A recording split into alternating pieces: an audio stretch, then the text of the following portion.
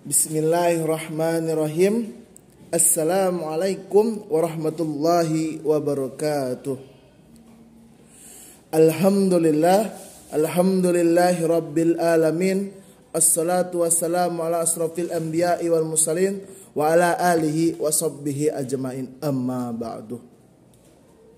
Yang terhormat Bapak dosen Hukum Perlindungan Konsumen, yaitu Bapak Muhammad Arfa SE SYMM, dan yang terhormat teman-teman yang sedang menonton video ini. Yang pertama-tama dan yang paling utama, marilah kita haturkan puji serta syukur atas kehadirat Allah Subhanahu wa taala yang mana telah memberikan kita kenikmatan jasmani maupun rohani sehingga kita dapat berkumpul di tempat yang kita bahagiakan ini. Salawat serta salam marilah kita haturkan kepada Nabiullah, Nabi baginda besar kita, yaitu Nabi Muhammad SAW, yang mana telah membawa kita dari alam jahiliyah menuju jalan Islamiyah. Baiklah teman-teman, perkenalkan kami dari kelompok pertama yang beranggotakan saya sendiri bernama Angles Pinanda dan rekan saya bernama Muhammad Rizal. Di sini kami akan menjelaskan tentang hak dan kewajiban konsumen serta pelaku usaha. Baik, langsung saja ke pembahasan yang mengapa konsumen itu perlu dilindungi. Melindungi konsumen berarti melindungi seluruh bangsa sebagaimana diamanatkan oleh Tujuan Pembangunan Nasional menurut pembukaan Undang-Undang 1945. Melindungi konsumen berdasarkan dari dampak negatif penggunaan teknologi. Melindungi konsumen perlu untuk melahirkan manusia yang sehat rohani dan jasmani sebagai pelaku pembangunan, yang berarti juga untuk menjaga kesinambungan pembangunan nasional. Melindungi konsumen perlu untuk menjamin sumber dana pembangunan yang bersumber dari masyarakat konsumen. Undang-Undang Nomor 8 Tahun 1999 tentang Perlindungan Konsumen pasal 1 angka 1, pelindungan konsumen adalah segala upaya yang menjamin adanya kepastian hukum untuk memberi perlindungan kepada konsumen. Pasal 1 ayat angka 2, konsumen adalah setiap orang yang tersedia dalam masyarakat, baik bagi kepentingan diri sendiri, keluarga, orang lain maupun makhluk hidup lain, dan tidak untuk diperdagangkan. Penjelasannya dari pasal tersebut yaitu di dalam keputusan ekonomi dikenal dengan konsumen akhir, dan konsumen akhir adalah pengguna atau pemanfaat akhir dari suatu produk, sedangkan konsumen adalah konsumen yang menggunakan suatu produk sebagai bagian dari proses produksi suatu produk lainnya. Pengertian konsumen dalam undang-undang ini adalah konsumen akhir. Pasal 1 angka 3, pelaku usaha adalah setiap orang, perorangan atau badan usaha, baik yang berbentuk badan hukum maupun bukan.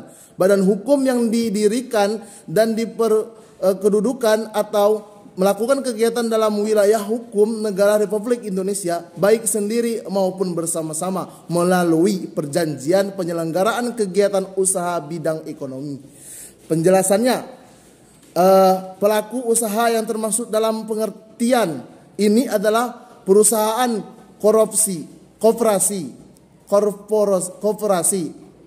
BUMN, koperasi imoneter, pedagang, distribusi, dan lain-lain. Pasal 1 angka 4, barang adalah setiap benda baik berwujud maupun tidak terwujud, baik bergerak maupun tidak bergerak, dapat dihabiskan maupun tidak dapat dihabiskan, yang dapat diperdagangkan, dipakai, dipergunakan, atau dimanfaatkan oleh konsumen. Pasal 1 angka 5, jasa adalah setiap layanan yang berbentuk pekerjaan atau prestasi yang disediakan bagi masyarakat untuk dimanfaatkan oleh konsumen. Jadi itulah pengertian dari konsumen yang saya sampaikan, dan akan dilanjutkan oleh rekan saya yang bernama Muhammad Rizal. Baik, saya akan melanjutkan pembahasan yang tadi telah disampaikan sebelumnya oleh saudara rekan saya yaitu Angles.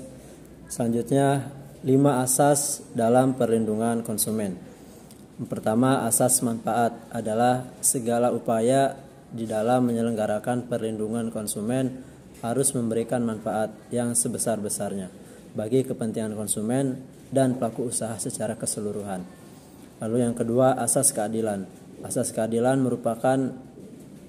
keadilan adalah memberikan kesempatan kepada konsumen dan pelaku usaha untuk memperoleh haknya dan melaksanakan kewajibannya secara adil. Lalu yang ketiga, asas keseimbangan. Asas keseimbangan adalah memberikan keseimbangan antara kepentingan konsumen, pelaku usaha, dan pemerintahan di dalam arti material maupun spiritual. Lalu ada keempat, asas keamanan dan keselamatan konsumen. Asas keamanan dan keselamatan konsumen merupakan untuk memberikan jaminan atas keamanan dan keselamatan kepada konsumen di dalam penggunaan, pemakaian, dan pemanfaatan barang atau jasa yang dikonsumsi atau digunakan. Yang kelima, asas kepastian hukum. Asas kepastian hukum merupakan baik pelaku maupun konsumen mentaati hukum dan memperoleh keadilan di dalam penyelenggaraan perlindungan konsumen serta negara menjamin kepastian hukum tersebut. Selanjutnya, tujuan perlindungan konsumen. Yang pertama, meningkatkan kesadaran, kemampuan, dan kemandirian konsumen untuk melindungi diri. Kedua, mengangkat harkat dan martabat konsumen dengan cara menghindarkan dari akses negatif pemakaian barang atau jasa. Yang ketiga, meningkatkan pemberdayaan konsumen di dalam memilih, menentukan, dan menuntut hak-haknya sebagai konsumen. Selanjutnya, keempat, menetapkan sistem yang mengandung unsur kepastian hukum dan keterbukaan informasi serta akses untuk mendapat informasi. Yang kelima, menumbuhkan kesadaran pelaku usaha mengenai pentingnya peraturan sehingga tumbuh sikap yang jujur dan bertanggung jawab di dalam berusaha, karena meningkatkan kualitas barang dan jasa yang menjamin kelangsungan usaha, produksi barang atau jasa, kesehatan, kenyamanan, keamanan, dan keselamatan konsumen. Selanjutnya, hak konsumen. Yang pertama, hak atas kenyamanan, keamanan, dan keselamatan di dalam mengkonsumsi barang maupun jasa. Yang kedua, hak untuk memilih dan mendapatkan barang dan jasa sesuai dengan nilai tukar dan kondisi serta jaminan yang dijanjikan. Yang ketiga, hak atas informasi yang benar, jelas, dan jujur mengenai kondisi dan jaminan barang serta jasa. Yang keempat, hak untuk didengar pendapat dan keluhannya atas barang dan jasa yang digunakan. Selanjutnya yang kelima, hak untuk mendapatkan advokasi, perlindungan, dan upaya penyelesaian sengketa perlindungan konsumen secara patut. Yang keenam, hak untuk mendapat pembinaan dan pendidikan konsumen.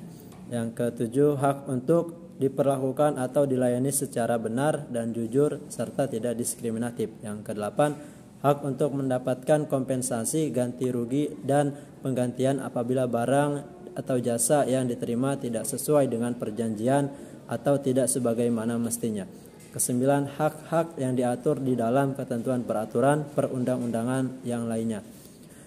Kewajiban konsumen. Yang pertama, membaca atau mengikuti petunjuk, informasi, dan prosedur pemakaian atau pemanfaatan barang dan jasa demi keamanan dan keselamatan. Yang kedua, beritikat baik di dalam melakukan transaksi pembelian barang maupun jasa. Yang ketiga, membayar sesuai dengan nilai tukar yang telah disepakati bersama. Yang keempat, mengikuti upaya penyelesaian hukum sengketa perlindungan konsumen secara patut. Selanjutnya, hak pelaku usaha. Yang pertama, hak untuk menerima pembayaran yang sesuai dengan kesepakatan mengenai kondisi dan nilai tukar barang dan jasa yang diperdagangkan. Yang kedua, hak untuk mendapatkan perlindungan hukum dari tindakan konsumen yang beritikat tidak baik. Yang ketiga, hak untuk melakukan pembelaan diri sepatutnya di dalam penyelesaian hukum sengketa konsumen. Yang keempat, hak untuk rehabilitasi nama baik apabila terbukti secara hukum bahwa kerugian konsumen tidak diakibatkan oleh barang maupun jasa yang diperdagangkan. Yang kelima, hak-hak yang diatur di dalam ketentuan peraturan perundang-undangan lainnya. Selanjutnya, kewajiban pelaku usaha. Yang pertama, beritikat baik di dalam melakukan kegiatan usahanya. Yang kedua, memberikan informasi yang benar, jelas, dan jujur mengenai kondisi dan jaminan barang serta jasa, serta memberi penjelasan penggunaan, perbaikan, dan pemeliharaan. Yang ketiga, memperlakukan atau melayani konsumen secara benar dan jujur serta tidak diskriminatif. Yang keempat, menjamin mutu barang dan atau jasa yang diproduksi atau diperdagangkan berdasarkan ketentuan standar mutu barang dan jasa yang berlaku. Yang kelima, memberi kesempatan kepada konsumen untuk menguji atau mencoba barang dan jasa tertentu serta memberi jaminan atau garansi atas barang yang dibuat atau diperdagangkan. Keenam, memberi kompensasi ganti rugi atau penggantian apabila barang dan jasa yang diterima atau dimanfaatkan oleh konsumen tidak sesuai dengan perjanjian yang telah ditetapkan. Larangan bagi pelaku usaha. Larangan di dalam memproduksi atau memperdagangkan. Pelaku usaha dilarang memproduksi atau memperdagangkan barang dan jasa. Misalnya, yang pertama, tidak memenuhi atau tidak sesuai dengan standar yang dipersyaratkan di dalam ketentuan peraturan perundang-undangan. Yang kedua, tidak sesuai dengan berat bersih, isi bersih atau neto, dan jumlah dalam hitungan sebagaimana yang dinyatakan di dalam label atau etiket barang tersebut. Ketiga, tidak sesuai dengan ukuran, takaran, timbangan, dan jumlah di dalam hitungan menurut ukuran yang sebenarnya.